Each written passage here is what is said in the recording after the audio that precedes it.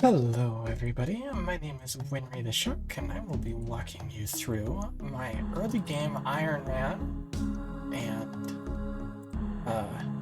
Broke Not Good at the Game guide to Barrows Brothers. One of the most classic early game bosses to get. Get yourself nice and comfortable in bossing encounters and a little bit of movement learning. I will be starting this with a run, and then I will go over the gear afterwards, so that way you can watch a run, go over the gear, and then go back over, and now that you have seen the gear, watch the run again, pick up a few other things you might have missed the first time, if you would like.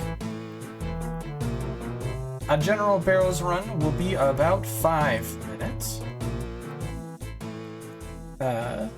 And at this early account where I do not have amazing teleport access, honestly I spend a lot more time getting to and moving around the barrows than I do even shooting them. But that is totally fine. The other thing I will say is that right now my stats are very, very low. 62 magic, 65, working on my 70 defenses, 52 range. Any amount bigger than this will help significantly reduce your clear speed and eat less prayer potions, which, depending on your level, will be a significant inconvenience to you. I would say the biggest recommendation I would have is 66 magic to get into the Wizards Guild and buy yourself a set of Mystic robes. Having magic accuracy gear will significantly help with Aaron. I do not have access to that, so I am doing a ranged switch into the Dorgishan crossbow. Again, very bottom of the barrel, but that is exactly what I wanted to show off. What is actually like the floor for doing this, and then if you have anything better than that, that is all power to you. So, the first time when you get here, you're going to want to go talk to the strange old man over here, and he will start you on the mini quest. He'll tell you to go gather some stuff in the center of the chamber, and that's exactly what you're going to do. It has some lore implements, but there's not a whole lot of story to it. And in general, we are going to go fight all 5 brothers in order of how much damage I expect them to deal with me, so that way I use as much prayer as I can first. So Darok is the scariest. He deals more damage the less HP he has, so you just never want to not be praying melee. While you're praying melee, he can't deal damage to you. As soon as you are not praying melee, he will annihilate the shit out of you. So always a great one to get first. And as you can see, we just kind of sit here and do this. All of the Barrows brothers being weak to air and already having a magic weakness means that they fall over really, really quickly to air spells. I'm going to swap into my ranged armor in order to fight Aram next, because I do not have enough accuracy here in order to really make it through his defense. He is the one brother of the 5 who does shoot spells, so he has the air weakness like all ghosts have, but isn't inherently weak to magic. So he is the other one that you definitely don't want to have your prayer fall for, because he can blast the absolute bejesus out of you. And you will notice that my prayer is draining really, really quickly. Every single time a face pops up on your screen, Spooky Barrows face, that is your prayer being drained. And so getting this faster with more stats not only means that you're doing it faster, but you are also eating less prayer potions by just standing around in the tombs. Will significantly help you eat less supplies as you go through these. So as you can see, Aram is taking a while to get through on this really low level build that I have. Right, 52 ranged is again really low. It is the lowest of my combat stats, so that does make him the biggest pain in the ass of this entire run. There we go.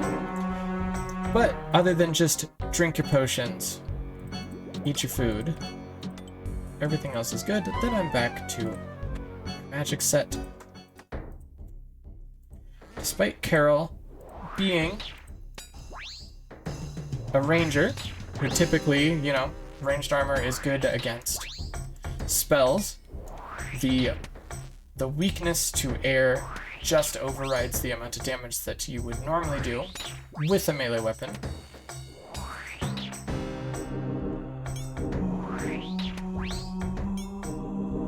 So much faster. So now we're getting into the back three. On every single run, one of these chests will not have a ghost in it, and it'll actually have stairs that go to the catacombs below.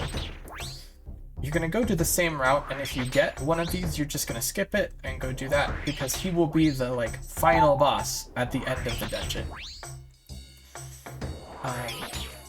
It's obviously better if you get one of the later ones, the ones who just deal melee damage to you that you can just kind of tank through, rather than the first ones, because your prayer is being drained constantly, and when you're in the catacombs it'll be drained even more, so it just consumes more resources.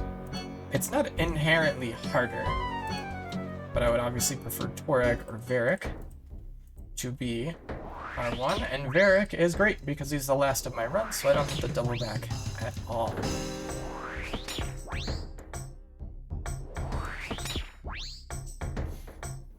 But even without prayer, we're really just watching this, and this is peak 2005 cow-killing RuneScape bossing encounter.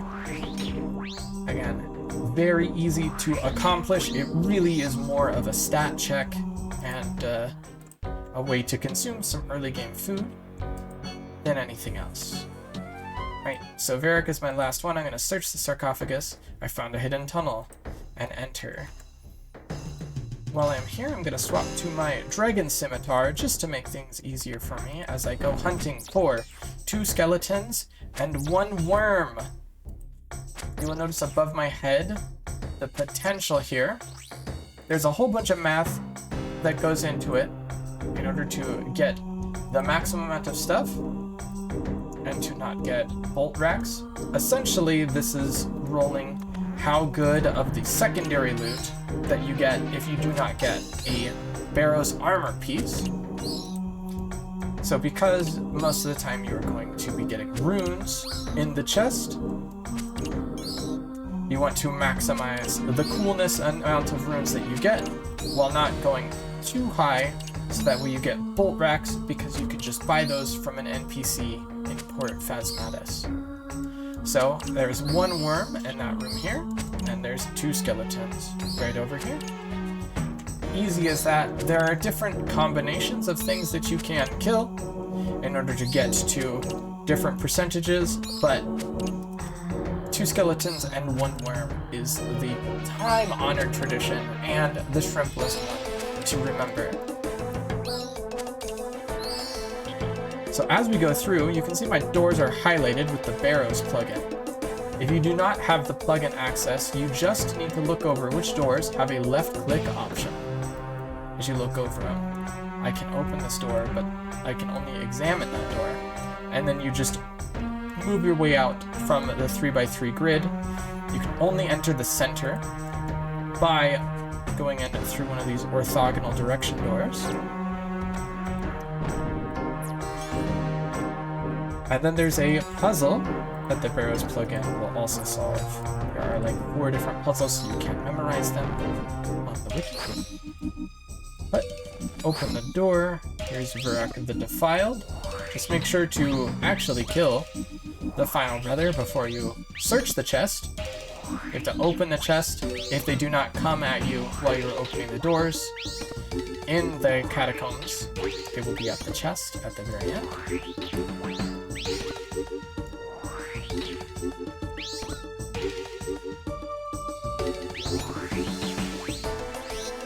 There we go. All 6 all said and done. I'm gonna search the chest. Got my gold.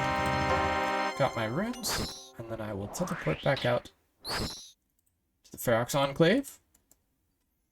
Reset my prayer and my HP. And that was a Barrows run. So, 7 minutes was a bit long. You saw how much time it took in order to do errands, and that is, again, because my stats mostly are not up to par. Here's what we're rocking with. I've got Proselyte, Tassets, and Hubbard. I really like Proselyte for its prayer bonus. High prayer bonus, so that way I can keep my pray up as long as I can during the start of it. And it is defensive armor. You can definitely use Runite armor.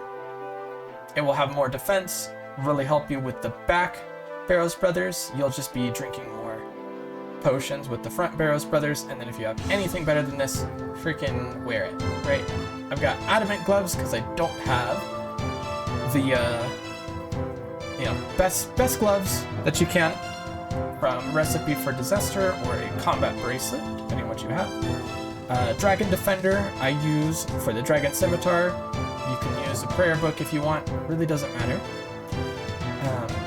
Amulet of Power, best thing you got here. Best whatever helmet, right? Or just you want whatever mage gear. I really only have these Mystic Boots for mage gear. So literally anything is better than what I have. And because I have literally nothing, I do have a 5-way switch in order to get into Void with a Dorgishan crossbow. Again, if you have 66 magic, you can just buy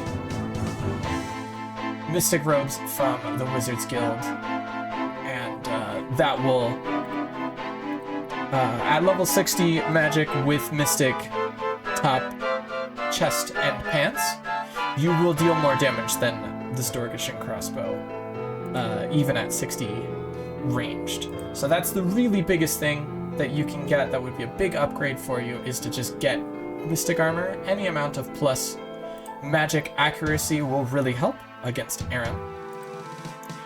And then otherwise, I am using Death Runes and a Air Staff. Basic Air Staff, really doesn't matter what Air Staff you have. I'm just saving runes. You will be positive runes with Death Runes and even Blood Runes if you have 62 for Wind Wave. Death Runes are a little bit easier to get started on the positive than the Blood Runes can be. But either way, works out.